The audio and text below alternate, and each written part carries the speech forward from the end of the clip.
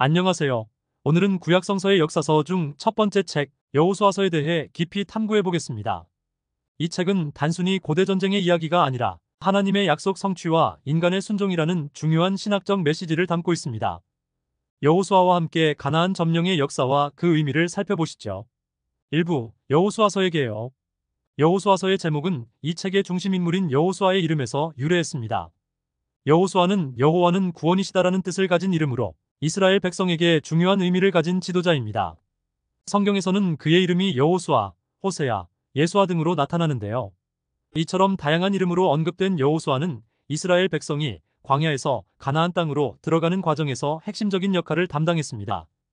그는 단순한 군사 지도자가 아니라 신앙과 순종의 본을 보여주는 영적 지도자였습니다.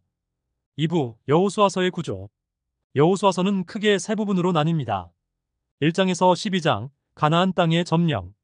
이스라엘 백성의 가나안 진입과 주요 도시 점령 과정을 다룹니다. 13장에서 21장 지파별 땅 분배.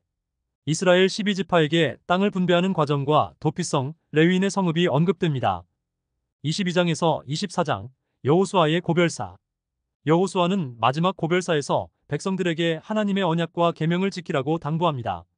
3부 역사적 배경. 여호수아서의 배경은 기원전 13에서 12세기경으로 당시 가나안 땅은 수십 개의 군소 도시 국가로 나뉘어 있었습니다. 이집트와 메소포타미아 같은 강대국들은 내부 문제로 가나안에 영향력을 행사하지 못하고 있었습니다.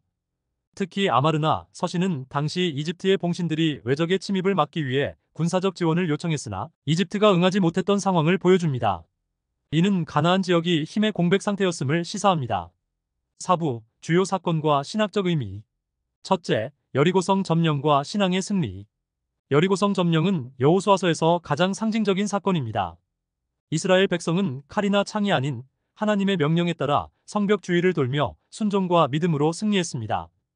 이는 전쟁의 승패가 인간의 힘이 아닌 하나님의 손에 달려 있음을 보여줍니다. 또한 이 전투에서 라합과 그의 가족이 구원을 받게 되는데요. 이는 구원이 혈통이나 민족적 배경이 아니라 하나님을 믿는 믿음에서 온다는 중요한 교훈을 제공합니다.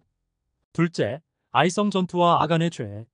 아이성 전투는 여리고성과 대조적으로 실패로 시작됩니다. 아간이 하나님의 명령을 어기고 바친 물건을 탐내는 죄를 범했기 때문입니다. 이를 통해 하나님의 법과 명령에 대한 순종의 중요성을 강조합니다. 이 사건은 하나님의 언약을 어길 경우 개인뿐 아니라 공동체 전체가 영향을 받는다는 경고를 줍니다. 셋째, 기브온 족속과의 화친 조약. 기브온 족속은 변장하여 이스라엘과 화친 조약을 맺습니다. 이들은 이스라엘을 속였지만 조약이 하나님의 이름으로 체결된 것이기 때문에 파기되지 않았습니다. 이는 하나님의 이름으로 맺어진 언약은 인간의 실수로도 파기될 수 없음을 보여줍니다. 이 사건은 인간의 약속도 신실하게 지켜야 한다는 교훈을 줍니다. 5부 여호수아의 신학적 메시지. 여호수아는 그의 고별사에서 이렇게 말합니다. 오직 나와 내 집은 여호와를 섬기겠노라. 이 말은 단순한 결단이 아니라 모든 세대에 걸쳐 하나님에 대한 충성과 신실함을 촉구하는 강력한 메시지입니다. 여호수아서는 하나님께서 약속을 어떻게 이루셨는지 그리고 이스라엘 백성이 어떻게 그 약속을 책임감 있게 관리해야 하는지를 보여주는 책입니다. 6부 거룩한 전쟁의 의미. 여호수아서에서의 전쟁은 단순한 군사적 충돌이 아니라 거룩한 전쟁으로 묘사됩니다. 이 전쟁은 하나님의 명령과 지시에 따라야만 성공할 수 있었습니다. 즉, 승패의 기준은 인간의 힘이 아니라 하나님과의 관계에 달려 있습니다. 오늘의 결론. 여호수아서는 단순히 고대 전쟁 이야기가 아닙니다.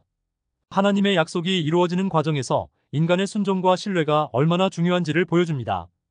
오늘 우리는 여호수아의 결단처럼 오직 나와 내 집은 여호와를 섬기겠노라는 결심을 다시 생각해봐야 하지 않을까요?